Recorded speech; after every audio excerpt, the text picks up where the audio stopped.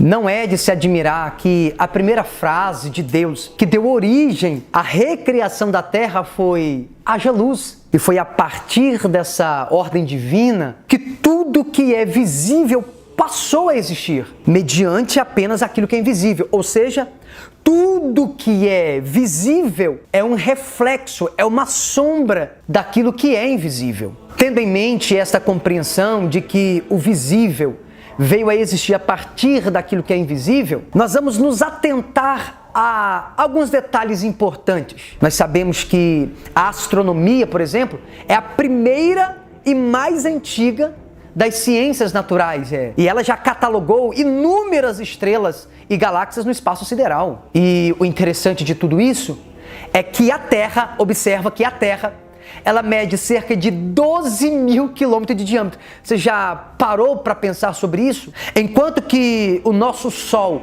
é uma estrela que chega a quase 2 milhões de quilômetros, haja vista 1.391.000 quilômetros em seu diâmetro. E olha que o Sol não é uma das maiores estrelas do universo. A Via Láctea, por exemplo, é a galáxia espiral onde a Terra se encontra.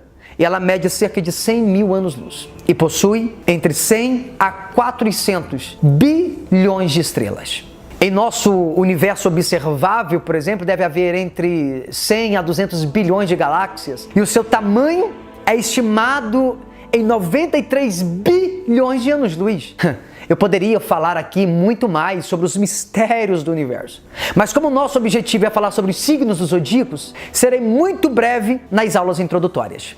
Mas todo esse mistério não é apenas para adornar o céu.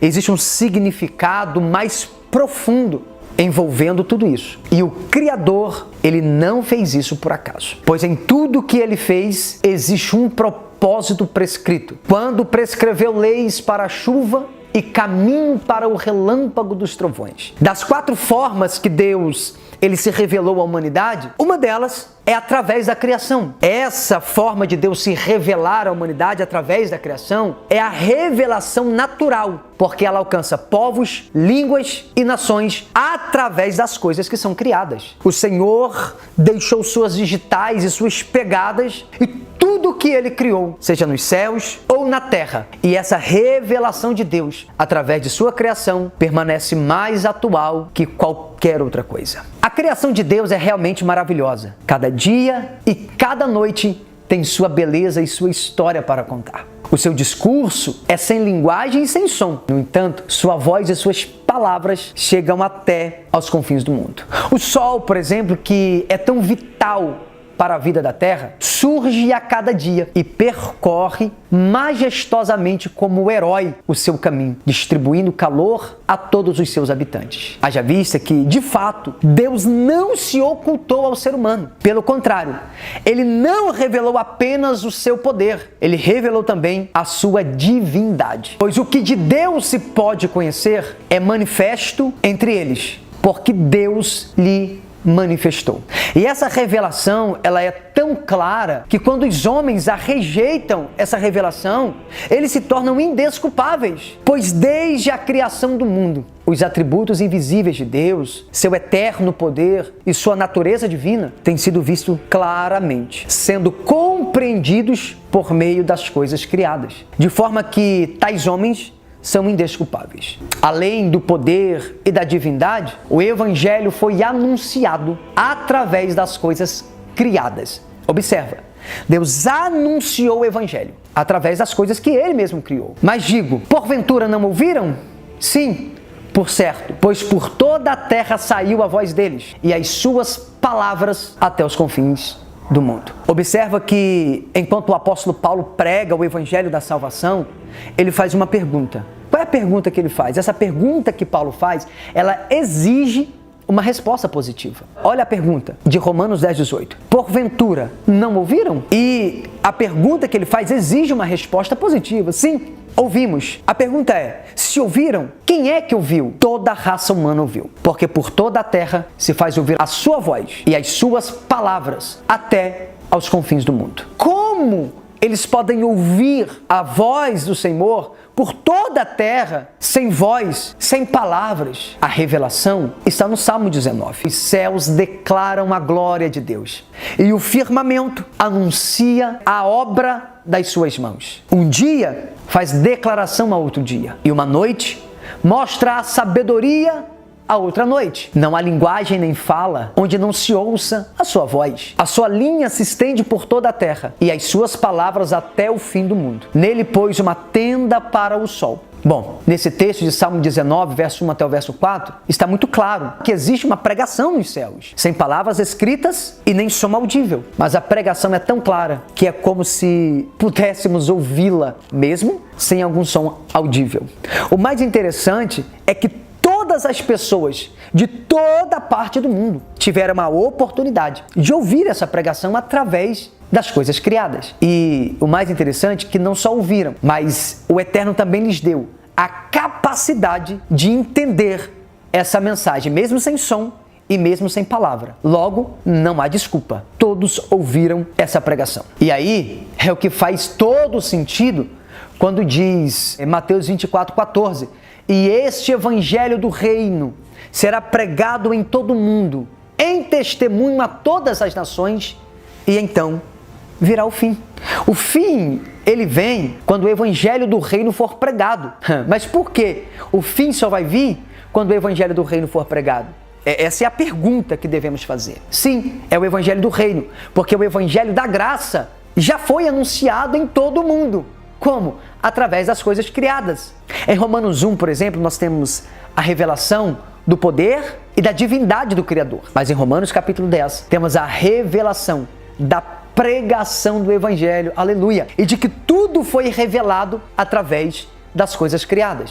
Mas como pode o Evangelho ser pregado desde o início? Essa é uma pergunta interessante. O Evangelho é eterno, diz a Bíblia. Haja vista que Cristo é o próprio Evangelho, e se Ele é eterno, Ele sempre existiu. Apocalipse 14:6 está escrito: e vi outro anjo voar pelo meio do céu, e tinha o Evangelho eterno para o proclamar aos que habitam sobre a terra e a toda a nação, e tribo, e língua, e povo. Observa que desde a antiguidade as constelações serviram como bússolas, relógios e calendários para os seres humanos. Deus, sendo Ele o Criador, Ele sempre esteve presente em todas as épocas, para todos os povos, transmitindo em todo o tempo a sua mensagem. É inevitável. Ao estudarmos sobre esse assunto, nós nos atentamos e percebemos que a ciência e a teologia precisam uma da outra.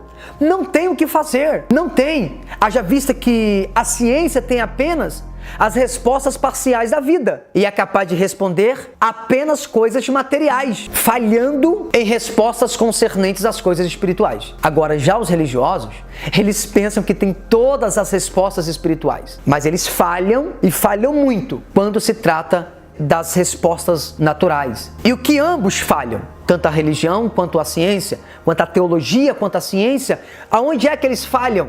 Eles falham em entender que Deus é o Criador. E Deus é Deus tanto das coisas que são visíveis quanto das coisas que são invisíveis. E Ele não está alienado às suas regras e leis, pois se Ele precisar agir em qualquer nível e em qualquer esfera, Ele vai agir para o seu propósito. Bom, o Deus da teologia é o mesmo que criou o mundo investigado pela ciência.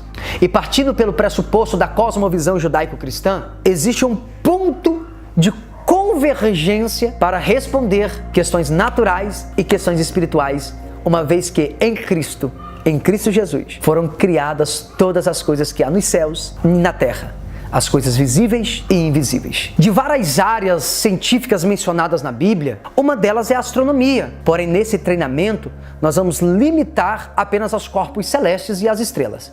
Uma vez no tempo bíblico, mais precisamente no Antigo Testamento, essa era a única forma de observar os céus. Não tinha outro caminho. Desde a época de Abraão. Abraão, por exemplo, o próprio Deus falou para ele: Abraão, sai da sua tenda e olha e conta as estrelas do céu. É porque, na verdade, Abraão ele era especialista em contar estrelas. Por isso que Deus o convida a contar as estrelas do céu.